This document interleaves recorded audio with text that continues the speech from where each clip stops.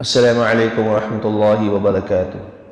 بسم اللہ والحمد للہ والصلاة والسلام علی رسول اللہ، اما بعد فاعوذ باللہ السمیع العلیم من الشیطان الرجیم۔ یا ایہا الذین آمنوا لا تلہکم اموالکم ولا اولادکم عن ذکر اللہ ومن یفعل ذلک فاولئک هم الخاسرون وانفقوا مما رزقناکم من قبل ان یأتی احدکم الموت فيقول رب لولا أخرتني إلى أجل قريب فأصدق وأكن من الصالحين ولن يؤخر الله نفسا إذا جاء أجلها والله خبير بما تعملون۔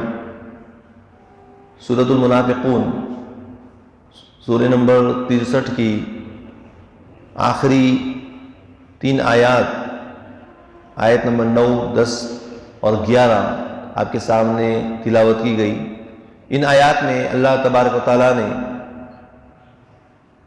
مومنوں کو، اہل ایمان کو خطاب کرتے ہوئے ارشاد فرمایا کہ اے ایمان والو، تمہارا مال اور تمہاری اولاد تمہیں اللہ کے ذکر سے غافل نہ کر دے۔ کہیں ایسا نہ ہو کہ تم مال و دولت کی حرص میں، مال و دولت کے پیچھے اور اپنے بیوی بچوں کے پیچھے اس قدر مشغول ہو جاؤ، اس قدر منہمک ہو جاؤ کہ تم اللہ کے یاد سے، اللہ کے ذکر سے غافل ہو جاؤ۔ نہ نماز کی تمہیں فکر ہو، نہ اللہ کے حقوق ادا کرنے کی تمہیں کوئی فکر ہو، بلکہ صبح ہوئی یا شام صرف اور صرف کمانا، کھانا، بیوی بچوں کی طرف توجہ دینا۔ کہیں ایسا نہ ہو، اگر ایسا ہوتا ہے تو یہ تمہارے لیے بڑی ہی محرومی کا، بڑی ہی ہلاکت کا یہ سبب بن سکتا ہے۔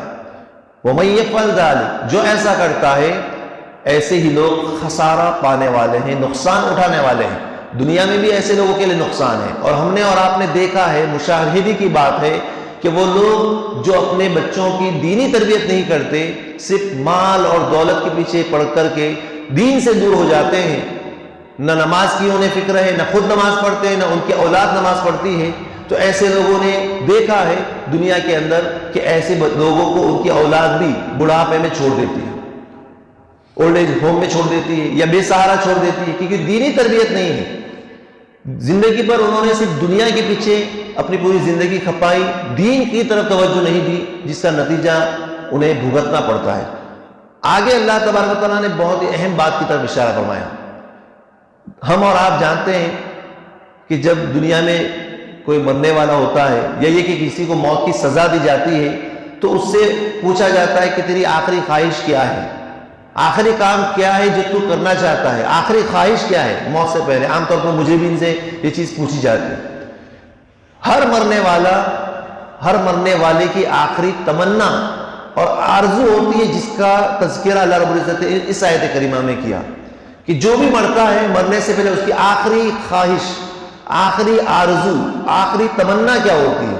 وہ یہی کہتا ہے کہ جب بھی اسے موت آتی ہے، اللہ رب العزت نے فرمایا وَأَنفِقُوا مِمَّا رَزَقْنَاكُم مِّن قَبْلِ أَن يَأْتِيَ أَحَدَكُمُ الْمَوْتُ، اور خرچ کرتے رہو۔